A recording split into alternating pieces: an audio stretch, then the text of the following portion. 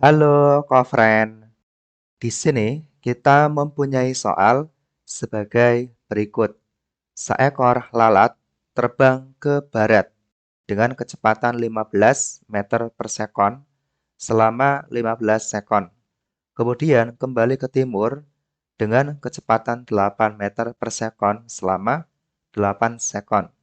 Kecepatan rata-rata dan kelajuan rata-rata lalat tersebut berturut-turut adalah.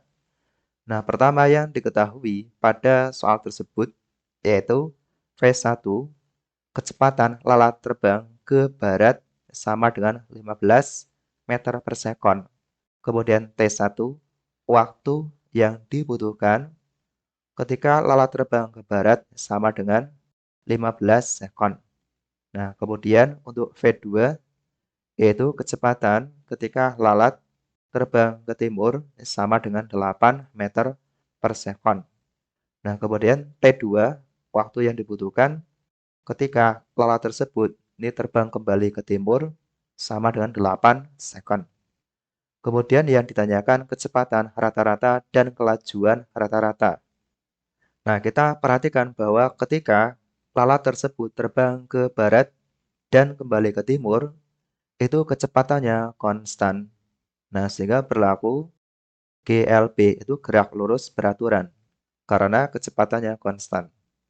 Nah, sehingga untuk menghitung S1, jarak yang ditempuh ketika lalat terbang ke barat menggunakan rumus pada GLB, S1 sama dengan V1 kali T1, ini sama dengan 15 kali 15, ini sama dengan 225 meter.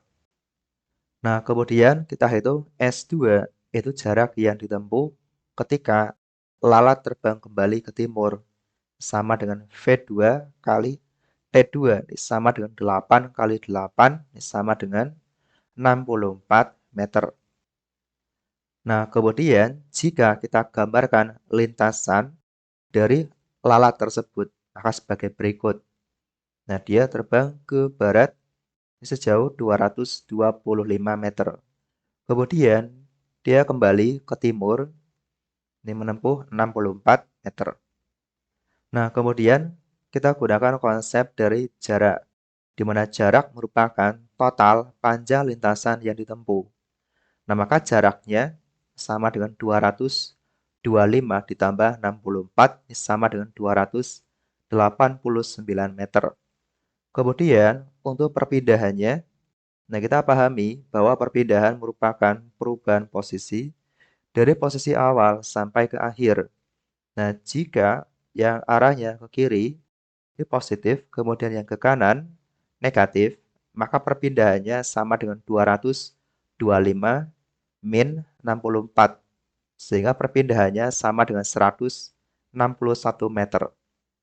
Nah, kemudian untuk waktu tempuhnya adalah T1 ditambah T2. Itu 15 ditambah 8 sama dengan 23 second.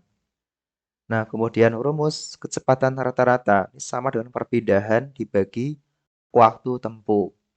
Maka kecepatan rata-ratanya sama dengan 161 dibagi 23 sama dengan 7 meter per sekon. Lalu kelajuan rata-rata sama dengan jarak dibagi waktu tempuh. Maka kelajuan rata-rata sama dengan 289 dibagi 23 sama dengan 12,56 meter per sekon.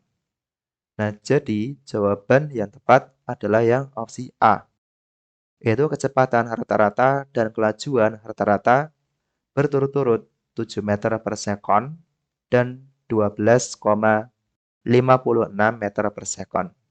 Sampai berjumpa di soal yang selanjutnya.